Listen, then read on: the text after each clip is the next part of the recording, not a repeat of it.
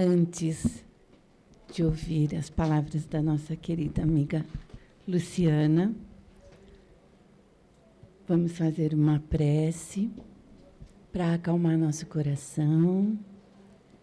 Vamos sentar com as costas retas, respirar fundo e pedir a Jesus, nosso irmão, nosso mestre querido, Maria de Nazaré, a todos os amigos espirituais que aqui nos envolvem nesta noite, para que eles consigam nos ajudar a abrir o nosso coração, esvaziar a nossa mente para que possamos estar presentes aqui e agora, ouvindo os estudos que a nossa querida amiga Luciana trouxe.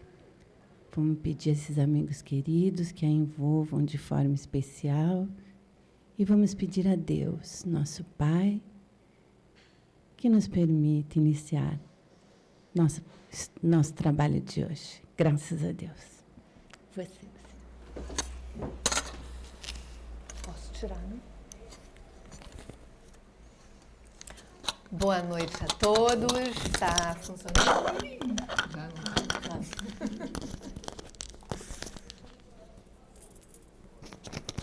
está funcionando bem? Então tá bom. Bom, boa noite. A gente feliz de estar aqui nessa casa mais uma vez, né? E o tema, né? Vamos direto ao nosso estudo. O tema do nosso estudo está no Evangelho segundo o Espiritismo, no capítulo 5, Bem-aventurados os aflitos, no item 27, que tem como título uma questão que não é uma coisa muito comum, né? Que diz assim: deve-se pôr fim às provas do próximo? E é uma questão importante, né? Para a gente refletir.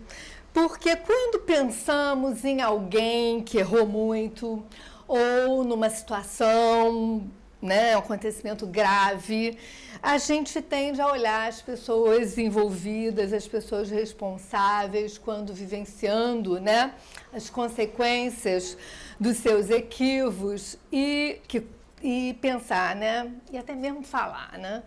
Deixa rolar, estão vivendo as consequências dos seus próprios atos, é a justiça. E lá no fundo a gente até pensa, né? Sentimos até um certo prazer quando a gente vê a justiça se desenrolando.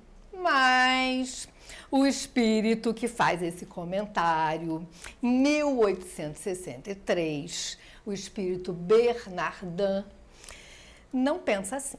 Né? E ele nos diz o seguinte, eu vou ler na íntegra esse iniciozinho, que eu acho que vale a pena. Ele começa com a questão mais completa, né? Que é a seguinte: deve-se pôr fim às provas do próximo quando se pode ou é preciso, por respeito aos desígnios de Deus, deixá-las seguir seu curso. E o espírito Bernardin nos responde: nós vos temos dito e repetido muitas vezes que estáis nessa terra de expiações para concluir as vossas provas, e que tudo o que vos acontece é uma consequência das vossas existências anteriores, os juros da dívida que deveis pagar. Porém, esse pensamento provoca, em certas pessoas, reflexões que é necessário evitar, porque poderiam trazer funestas consequências. Vamos dar uma paradinha aqui, que eu acho que vale fazer uma observação quando ele fala: tudo o que vos acontece é uma consequência das vossas existências anteriores.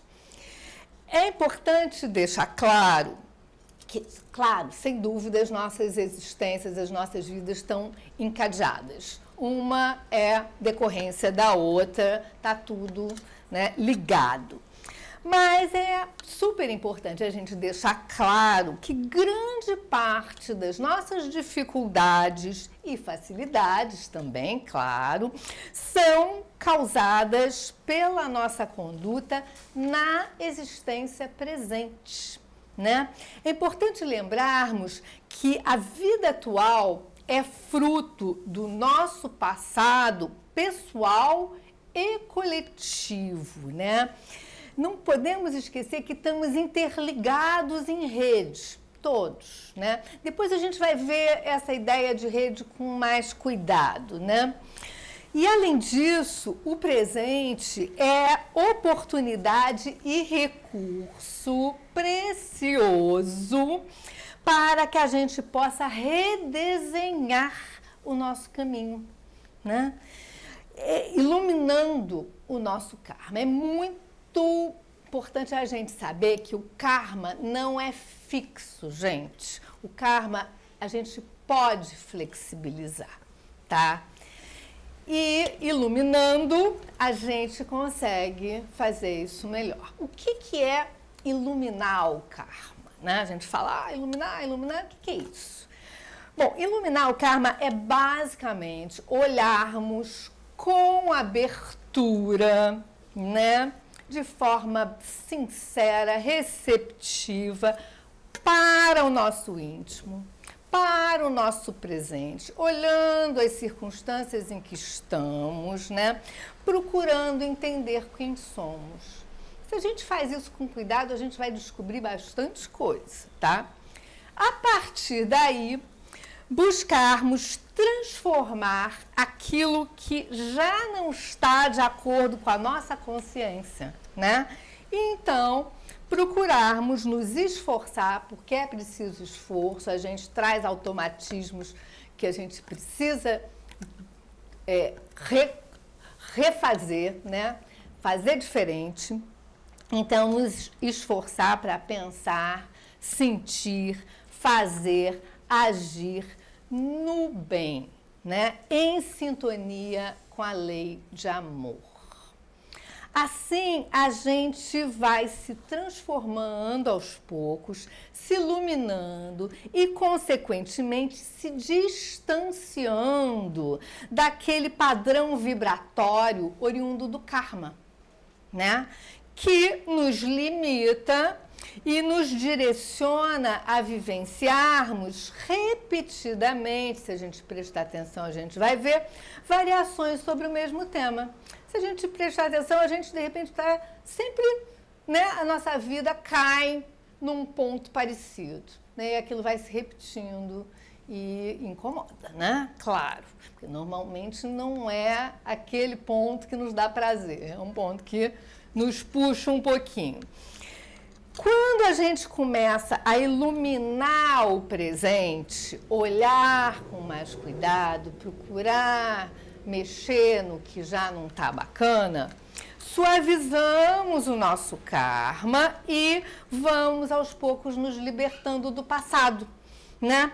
Nesse trabalho contínuo, que é um trabalho de dia a dia, vamos tornando o presente mais leve e projetando o futuro de forma mais livre. A gente se liberta dessas amarras, né? Uma vez que o desdobramento, o futuro vai ser o desdobramento da nossa condição atual mais lúcida, né? Então, o hoje é fundamental e a gente deve procurar aproveitar ao máximo todas as oportunidades, olhar com cuidado para não deixá-las passar, né? Para que a gente faça o nosso melhor, porque é no agora, aqui, que o amanhã se constrói, né? Eu vou ler para você, voltar aqui o Evangelho, deixa eu tirar essa cadeira que está me atrapalhando. Voltar aqui para o Evangelho e continuar as palavras do Espírito Bernardin, que fala o seguinte: algumas pessoas são de opinião que do momento em que se está na Terra para expiar, é preciso que as provas sigam o seu curso. Existem até aquelas que chegam a crer que não só Não se deve fazer nada para atenuá-las, como também, ao contrário, é preciso torná-las mais vivas, contribuindo assim para que sejam mais proveitosas. E ele afirma, é um grande erro, né? E mais adiante, ele nos fala que devemos sempre, sempre, sempre procurar os meios que temos para aliviar a dor do outro. E ele traz uma frase que me tocou, que ele diz assim, acabar com o mal e em seu lugar colocar a paz. Gente, eu acho que é o que todos nós estamos querendo nesse momento, né? Então, se cada um de nós resolve fazer isso no seu pequeno entorno, a gente tem o poder de mudar a situação, né? Se cada um retira aquele mal, não deixa aquilo se expandir e coloca a paz, a gente muda. A gente tem esse poder. É bom a gente lembrar disso. Nós temos, podemos e devemos colocá-lo em prática, né? E depois ele complementa. Ajudai-vos sempre em vossas provas respectivas e jamais vos considereis como instrumento de tortura. Esse pensamento deve revoltar todo homem de coração. Então, ele nos deixa claro, né, que não precisamos e nem devemos intensificar a dor do outro, né? Devemos sempre procurar atenuar qualquer sofrimento, contribuindo com consolo, esclarecimento, que é importantíssimo, esperança, enfim, com os recursos que tivermos para aquela situação, né? Mas, muitas vezes, aquele que está vivendo situações difíceis, né, decorrente dos seus próprios equívocos, se cristalizam, né? Se fecham nas suas próprias ideias, se revoltam achando que são vítimas do mundo, né? E não querem saber de ajuda, não querem saber de auxílio, porque acham que eles estão certos e o mundo é que está errado, né? Nessas situações não tem muito como insistir, né? O que a gente pode fazer? A gente não deve desistir de auxiliar de jeito nenhum, né? Mas podemos socorrer e aliviar à distância através da prece, que é um recurso poderosíssimo que a gente, de modo geral, não dimensiona e nem valoriza muito, porque a gente acredita, mas não acredita tanto, né? Mas a prece pode operar milagres e opera, né? Tanto no estado íntimo daquele que está sofrendo, quanto, muitas vezes, no suprimento dos recursos materiais que são importantes para amenizar determinada situação, né? E a prece sincera, os espíritos falam, é ouvida, é sempre ouvida. Às vezes a gente tem a sensação, a gente faz prece e não obtém resposta. É porque muitas vezes a resposta não vem no tempo que a gente espera, a gente é muito ansioso, e nem da forma que a gente quer. Aí a gente não vê, mas se a gente olhar com cuidado, a gente vai ver, né, que as coisas estão mudando, que a ajuda está vindo por outros caminhos e as situações vão se amenizando, né? Então, é importante, gente, a gente ter claro que os nossos pensamentos, atitudes, ações têm consequências, reverberam e retornam, né? E isso vale para aqueles que têm uma intenção deliberada, mas também para aqueles pensamentos, atos que não passam pela consciência, né? Que saem no automático, que a gente não se dá conta. Como nós somos meio confusinhos e tal, normalmente eles não são os melhores e acaba gerando um ambiente desequilibrado em torno de nós, né? Então, a gente precisa ter atenção, né? Cientes dessa realidade, é muito importante a gente estar atento o tempo todo. Jesus já dizia, vigiai, né? De forma a evitar produzir desequilíbrios, desarmonia, dor. E aí eu vou trazer para vocês as palavras do Espírito Baltazar, nesse livro Pela Graça Infinita de Deus, volume 3, Psicografia de Altivo Panfiro, no capítulo justamente intitulado Dor, né? Esse capítulo tem uma epígrafe, que é uma frase pensada do capítulo que a gente está estudando no Evangelho, né? Que diz o seguinte: a verdadeira desgraça está nas consequências de um fato mais do que no próprio fato. Isso é uma coisa muito importante para a gente prestar atenção, porque às vezes a gente fala uma palavra, faz uma coisa ou outra e aquilo toma uma proporção que foge ao nosso controle. Então a gente precisa prestar atenção nisso, né? E vamos ver o que Baltazar nos fala sobre isso.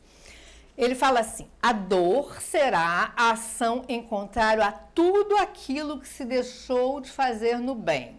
O bem produz alegria, o mal, fruto da ignorância, produz a infelicidade, produz a dor. Depois, mais adiante, a dor é o resultado da nossa imprevidência. Não prestamos atenção, não, né? Tomamos cuidado, e que será tanto maior quanto mais imprevidentes formos. E mais adiante, aprendamos a educar os nossos sentimentos, a valorizar as nossas resistências diante das turbulências e criar em nós a capacidade de amar e compreender para eliminarmos do nosso espírito as sensações de intolerância, de má vontade e de indiferença. Assim estaremos elevando o nosso coração ao mesmo tempo em que descobrimos novos valores para a nossa alma. A consequência imediata será a ausência de dor. Então, ele deixa claro que para evitar a dor é preciso cultivar a tolerância, a compaixão, perdoar sempre, 70 vezes 7, como nos disse Jesus, né? Mas aí tem um ponto que a gente tem que olhar. Perdoar não se traduz em compactuar com a injustiça, a apropriação indébita, o desequilíbrio, o mal. De jeito nenhum, né? A gente sempre deve procurar aliviar a dor daqueles que sofrem as consequências dos seus erros, sem dúvida.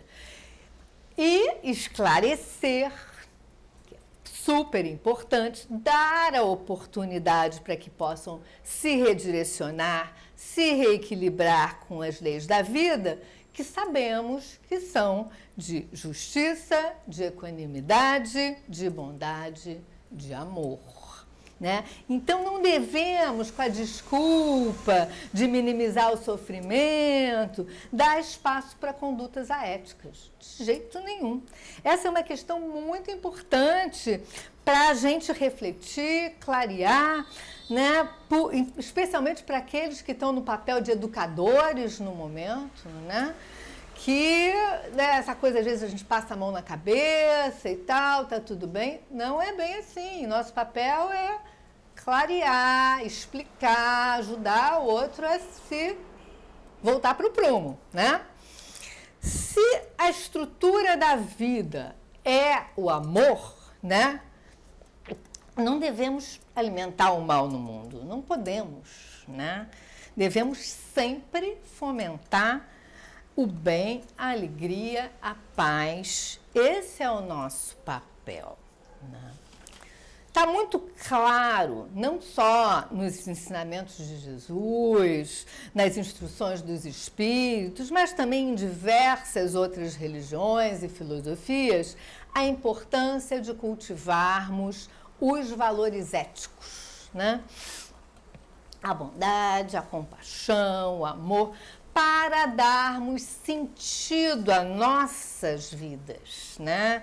nos conectarmos com a nossa essência, nos religarmos a Deus, né? Se a gente pensar, a gente sabe, a religião, né? A etimologia da palavra vem do latim do verbo religare, né? Religarmos a nossa essência, religarmos ao divino que trazemos em nós, né?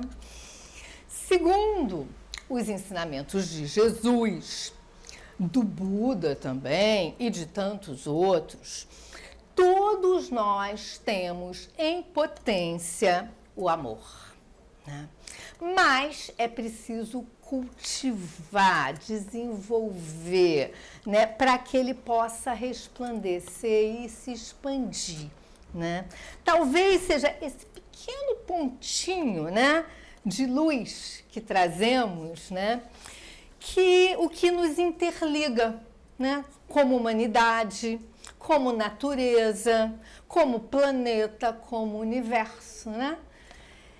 E, segundo nos relatam aqueles que estão mais adiantados, né, os espíritos mais elevados, que já conseguem vislumbrar um horizonte muito mais amplo, que esse infinito, da onde tudo brota, da onde brota a vida, da onde brota o amor, a luz, é pura luz, é claridade, é bondade, é puro amor. Então, se a gente, para que a gente possa fazer brilhar, né, esse pontinho, fazer brilhar a nossa luz, como nos sugeriu Jesus, ou seja, dar continuidade ao nosso desenvolvimento espiritual, nós precisamos trabalhar nossas potências, expandir esse microponto luminoso presente na nossa essência. E à medida que vamos dilatando essa luz, através do estudo, por exemplo, vamos desvelando a estrutura da vida, compreendendo melhor o funcionamento do nosso mundo, né? Na escala em que estamos, claro, que é a que podemos investigar nesse momento. Mas também, e talvez principalmente, é através da prática do bem que vamos desenvolver com mais eficiência, né, a nossa espiritualidade. Porque exercitando o bem no nosso cotidiano, no dia a dia, vamos construindo a bondade, a compaixão, incorporando o hábito da caridade, que são o passaporte, né, para a nossa elevação espiritual. Os espíritos nos dizem, aliás, não só na doutrina espírita, em outras doutrinas também, que a gente pode ter todo o conhecimento, saber tudo, mas se não tivermos bondade, a gente não passa de determinado patamar, a gente para ali e fica. É absolutamente necessário para que a gente possa se elevar, desenvolver a bondade. E é na prática diária que vamos nos iluminando e, consequentemente, nos aproximando, né, da claridade indescritível, né, que é o amor, que é a expressão da inteligência divina. Bom, agora, eu acho que vale a pena, com essa introdução, vamos agora trazer a nossa reflexão para o momento que estamos vivendo, né? Que tem sido muito difícil para todos nós, não é verdade? As nossas estruturas pessoais e coletivas estão abaladas, né? E muitos estamos nos sentindo perdidos, sem perspectiva. Então, diante desse quadro de suspensão que ainda estamos, onde fazer planos se tornou uma utopia, né? Estamos constrangidos a viver o presente, né? Que, de modo geral, temos dificuldade de viver plenamente. Por incrível que pareça, né? Se prestarmos atenção, vamos ver que na maior parte do tempo estamos mentalmente ou no passado ou no futuro, né, damos pouca atenção ao presente. E diante da realidade atual, então, eu considero pertinente nos fazermos a seguinte questão: para quê? A gente sabe pela doutrina espírita que não tem nada por acaso, não tem nada à toa. Para que estão vivendo essa situação? Para que estamos vivenciando essas experiências coletivamente? Né? Vamos pensar juntos. Sabemos que a impermanência é intrínseca à vida. Todos sabemos. Está presente nas diversas instâncias da vida no nosso planeta. Só olharmos para o lado. Né? A gente nasce e já começa a morrer, como nos dizia o querido poeta Vinícius de Moraes. Né? Ou seja, as coisas não param de mudar. Mas, apesar de sabermos, fazemos tudo para esquecer, né? Nos apegando compulsivamente às coisas, aos afetos, às situações, a tudo que nos acaricia o ego, né? Esse comportamento, apesar de habitual, eu acho que todos, com mais ou menos intensidade, nos comportamos assim, né? É um paradoxo. Né? Porque quanto mais buscamos aprender, acumular aquilo que aparentemente nos dá prazer, conforto, segurança, mais geramos ansiedade, medo e uma aflição contínua diante da vida. Por quê? Porque a vida é movimento, gente. A vida é movimento, transformação, interação, impermanência. Permanência está na base, né?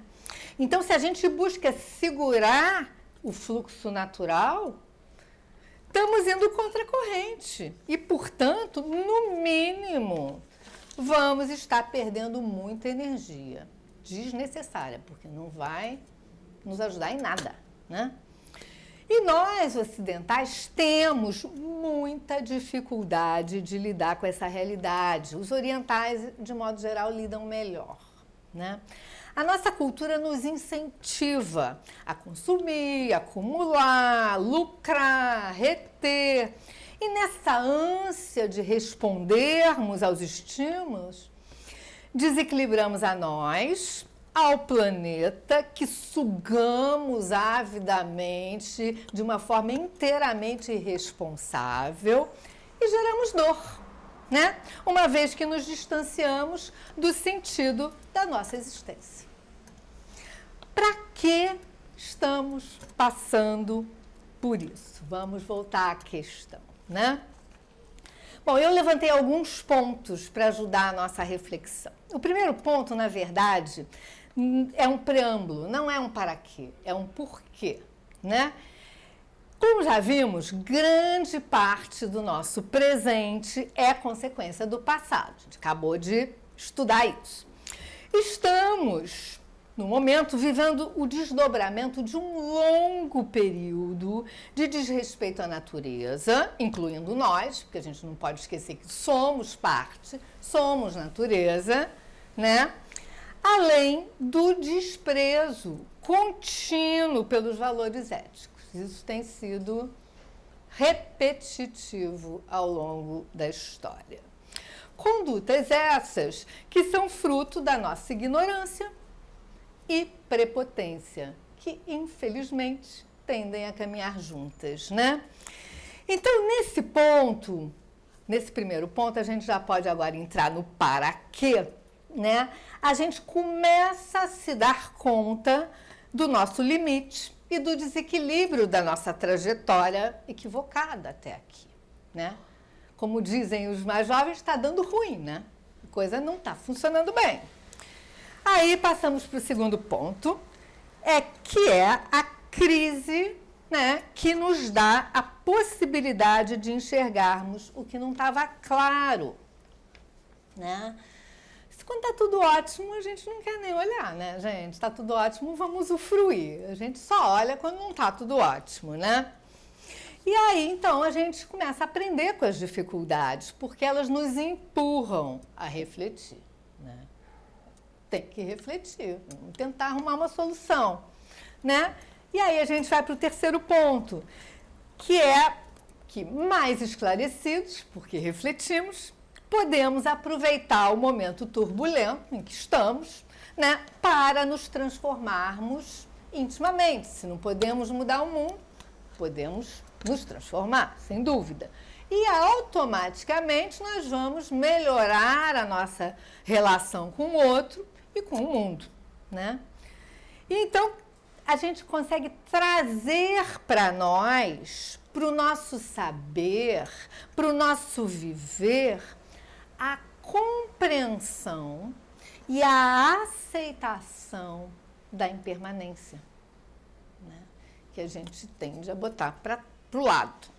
Do momento em que a gente consegue incorporar esse conhecimento, ele vai nos possibilitar uma vida mais lúcida e pacificada. Por quê? Por estar em harmonia com a dinâmica do mundo em que estamos inseridos. A coisa vai fluir naturalmente, né? Esse saber nos faculta a valorizar o agora, né? Que é onde está a vida, gente. A vida está no agora, né? E cientes, né, que temos a responsabilidade, os méritos e os deméritos relativos a cada pensamento, a cada palavra, ato que emitimos no ou fazemos no presente, né? Conscientes que, a partir do momento que eles são colocados no mundo, eles fogem ao nosso controle. Isso é muito importante da gente lembrar, porque se propagam em rede, como a gente viu lá no início. Então, é super importante estarmos ligados ao que estamos produzindo. A gente vive muito desatento. E vamos tentar entender, então, agora melhor essa ideia de rede. Vamos juntos imaginar esse mundo mais sutil que a gente não consegue perceber pelos sentidos, que não vemos como uma rede multidimensional, muito mais dimensões do que as dimensões que nós estamos habituados a vivenciar. Extremamente complexa, né? Onde o material e o espiritual estão conectados, interligados, e onde os nossos pensamentos, ações vão se propagar, interagir e ser processados por múltiplos seres, não só seres humanos, animais, vegetais. Os nossos pensamentos se propagam e estão no mundo, né? Inúmeras mentes, nos mais diversos estágios de desenvolvimento, em infinitas circunstâncias, e vão gerar consequências. É inevitável, que reverberam e retornam, né? Então, é muito importante estarmos conectados ao presente. Eu acho que essa é a grande lição, porque é onde temos algum controle. E aproveitarmos as oportunidades para fazermos o nosso melhor. Pequenininhas que sejam, não importa. Importa é fazermos o melhor, porque se a nossa contribuição for a favor do bem, da paz e do amor, a gente não tem com que se preocupar.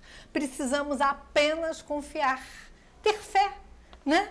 A fé raciocinada, que Kardec nos trouxe com tanta clareza, que passa pela análise, pela lógica, né? E a fé criativa, que é um conceito que eu me deparei recentemente num texto de um mestre budista, Trungpa, que é muito parecido com a ideia que a gente tem de fé ativa, mas tem algumas diferençazinhas. Eu achei que vale a pena a gente trazer, porque é sempre bom trazer outras ideias que vêm e se complementam, né? O que a gente já estuda dentro da doutrina espírita. E a fé criativa é a fé, segundo ele, que opera, que cria, que transforma as dificuldades constantemente pela prática incessante do bem. Ela é profunda, ela é inabalável, não espera retorno, não cria expectativas, não sabe o que é ansiedade, gente, olha que maravilha, não saber o que é ansiedade é tudo, né? Porque a alma, né, quando imbuída da fé criativa, está alinhada com o divino íncito em si, né? E nessa ligação direta, fortalecida, ela confia na vida, né? E sabe que o que importa é gerar pensamentos e ações que fomentem a alegria e a paz no mundo. Então, gente, está acabando o nosso tempinho. Vamos finalizando e vamos voltar ao Evangelho e lembrarmos, né, que apesar de estarmos num mundo de provas e expiações, né, por mais difícil que seja a situação que estejamos vivendo, por mais grave que seja a agressão ou o erro cometido por aqueles que caminham conosco, devemos sempre procurar contribuir para aliviar a dor e restaurar o equilíbrio, firmes e alinhados ao bem, sem nos deixarmos arrastar pelas turbulências, né? É por esse caminho que a gente vai aos poucos nos libertando das dificuldades e construindo a paz em nós e no mundo. É isso, gente. Obrigado pela atenção. Boa noite a todos. Obrigada, Luciana, pelos seus estudos, pelas suas reflexões. Vamos agora passar por um momento especial em que nós vamos nos convidar a um aprendizado para nós mesmos. É o momento do passe espiritual. Nós vamos ficar 1 minuto concentrados, ouvindo uma música suave e tentando aprender a sentir essa chuva de energia, de bênçãos que vão ser trazidas a cada um de nós nesse instante pelos nossos amigos espirituais.